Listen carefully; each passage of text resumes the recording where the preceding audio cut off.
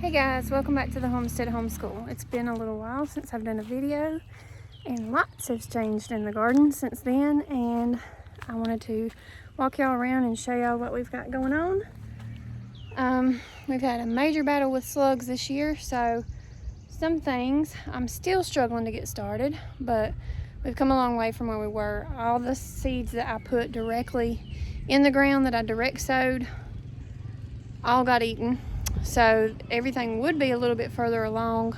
At least all my things that I started from seed would have been further along had I not had that battle with slugs. But I'll show you what I've been using. I had to get some slug killer. I try not to use any type of anything that has any chemicals in it, but this is slug, snail, and bait, and it has really helped us. And I've also used some DE, diatomaceous earth. So with those two things, I've been able to pretty much get them under control. I did plant some okra right here in this bed recently, and I forgot to put any slug bait around them, and they ate every bit of it. So I'm gonna have to re-sow those, and I'll put the slug killer out now. So we'll walk around and I'll show you everything. All right, we're right over here at my little raised bed. This is our asparagus bed right now, and I just stuck an eggplant in that I had left over in this tray and an empty spot that I had there. My onions, all of them look like they were dying, and actually all the ones from here over died. And these look like they're popping back up and they might survive, so we'll see how they do. I don't know that they'll do a whole lot. My beans, Kentucky Wonder pole beans, I planted to go over this arch right here. They all got eaten by slugs. 2 times I planted those and got eaten by slugs. So the third time I used the slug stuff. This is one of the original plants that's all the way up to here, a little past my waist. That was one of the original ones that did survive. And you can see where it was eaten up. See the bottom of it is just completely eaten. I think that was one of the original ones too that made it. But these other ones were ones that I covered in DE and put the slug bait around, and they finally were able to live. You can see these eggplants were just chowed down on. These radishes, we're not eating those, we're pulling those out and feeding them to the rabbits right now. But the DE and the slug bait have really helped. I also was putting out beer for the slugs. It attracts them too, but they look a whole lot more healthy now. That's I don't know what this is on here. Eating at those little black bugs. Something's eating this eggplant up. Completely has killed that one, I believe. But this right here should be covered in green beans soon.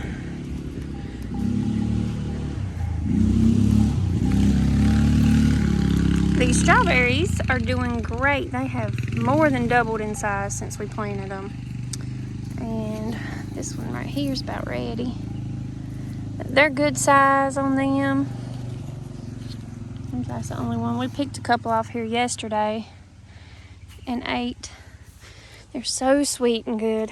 I've planted some bush beans right here that are just starting to pop up. I think this is Armenian long cucumbers I've got for this trellis. These are ready to be picked. Snap beans. Not snap beans, but sugar snaps. Sugar sweet peas. Potatoes are just starting to bloom.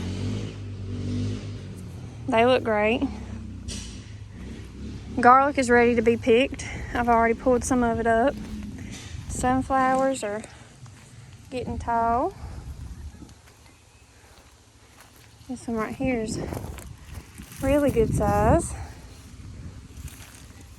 And I have went in, and there are watermelons here that will fill this bed out and will sprawl along this bed once this garlic's gone. That's going to be picked very soon. See how it's starting to fall over and turn brown? It's ready. I've already pulled a few of them up, and I've gotten heads about this size on all of the ones I've pulled so far. I can't remember what that is. That's some kind of flower.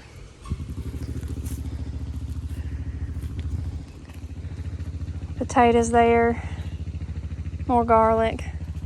We've got some little peppers here that these slugs really chow down on, but I think they're going to pull through most of them at least. These are tomato plants on this trellis. A dahlia there. This monstrous kale that I'm still feeding to my goats and rabbits. That's why it's still standing. And we wouldn't want to eat that now. It would be so bitter now that it's gone to seed. I've got cucumber here, some ground cherries there. We've got some kind of squash or zucchini here in this bed. Over here we've got more tomato plants that are going to need to be tied back soon onto that bed frame as a trellis. More pepper plants, some ground cherries on that side. Pepper plants. This okra over here, the slugs didn't bother. I had to come in and thin those. But they've all come up and they've been okay. I did put slug bait around those. We got some more pepper plants over here. Tomato plants back here. These are all tomato plants. All there. And they are doing wonderful. Some of them have already set blooms. We got a little variegated leaf nasturtium that's coming up. Marigold. Got a few marigolds back here. And I've put some basil in where there was some holes back here. This is the biggest tomato plant we've got so far. And we've got blooms on it already. Some more blooms popping up there. There's a dahlia. I really struggled with my zinnias, and that was the one thing I was most excited for. Slugs completely just decimated them. I wound up with 2 zinnia plants that survived. But I have started some from seed up at the house, and I'm going to let them get big and then put them in the ground. This is a horseradish that needs to be moved out of here because it will take over. More tomato plants. These are Tramontana squash on both sides, and I actually did not remember planting the Tramontana squash, so I went back and planted Chinese noodle beans. So I guess we'll have noodle beans and squash on this trellis. And we've got some kind of squash or cucumber coming up there. I got a little dahlia that I planted a tuber here. And it did come up. I thought it wasn't going to come up, but it did. So I'm excited to see that one. I think it's like a pink color. This lettuce is going to seed. Got another little nasturtium there. These are rutabagas that are almost ready to be picked. Let's see. The moths are starting to eat on them. You can see there. They're not really big, but they're starting to pop up out of the ground. There's 3 of them there together. 3 or 4 of them. There's one. You can see a little better. Purple top rutabagas. This is a beet. More tomato plants, and then this is spinach that I'm feeding to the goats that have gone to seed. Another nasturtium there. We got more squash in this bed. I think that's my Armenian yard-long cucumbers coming up on this trellis, or possibly cucamelons. I can't remember. I just stick seeds wherever, and then I can't remember.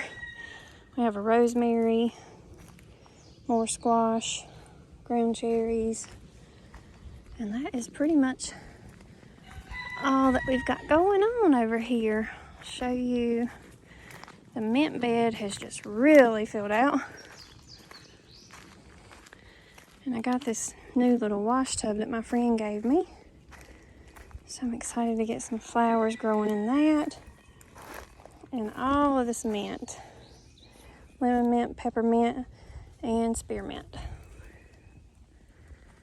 Let me go back here. I didn't show you the covered bed over here. But this is an exciting time in the garden. Everything's starting to come up and we'll be harvesting stuff before we know it. Okay, this bed has got cabbage. We got 4 cabbages. 1, 2, 3, and 4. I don't know that those 5 cabbages. I don't know that those will produce a head. Probably not before it gets too hot. And then the rest of those are Brussels sprouts. Those may not do anything either. That's another rutabaga or 2 there. And this is calendula, which I'm really excited for. I've never grown before. And it's just starting to open up. And all these blooms left to still open. There's another one over here that's opened. So pretty. And I'm going to walk you up front to the front of the garden and show you my roses and what we've done at the front of the garden, because we've had a few little changes up there.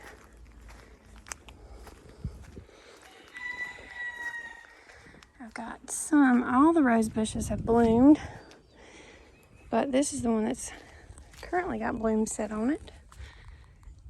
So pretty. These are called apricot candy roses. They are just gorgeous. Now, out here on the front, you'll see that we finished all the beds around the perimeter. So over in the woods back there was an old barn that stood, and there was a rock foundation. The barn has not been there. I've been here for 16 years, and it's been gone for many, many years, according to my neighbor who owned it. But the foundation was still there, so he let us have all of these rock from the foundation. And I just love how it looks on the outside of the garden.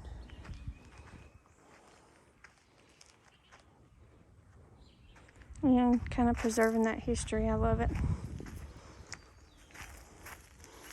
Now, these were some, gosh, my mind's blanking. What do you call this? Comfrey. Comfrey that I dug up from Chris's great-grandmother's. And all the leaves died back from what was previously on it. But the new shoots are starting to come up here. Lots of new shoots. So this is going to grow and do great. And this will spread. There's another one there. These are all the leaves that were on it. But comfrey runs a very deep root into the ground, and it draws minerals out of the earth. So these are great to chop and drop on your plant beds and use in the compost and around your plants. These are also great to feed your animals because it pulls the minerals from the earth. So I'm excited to finally have some comfrey. And here is just a view of the entire garden right now. Starting to really look pretty. And I'm excited to see how it looks the rest of the summer. I hope y'all will continue to follow along for our garden tours, and we'll see y'all in the next video.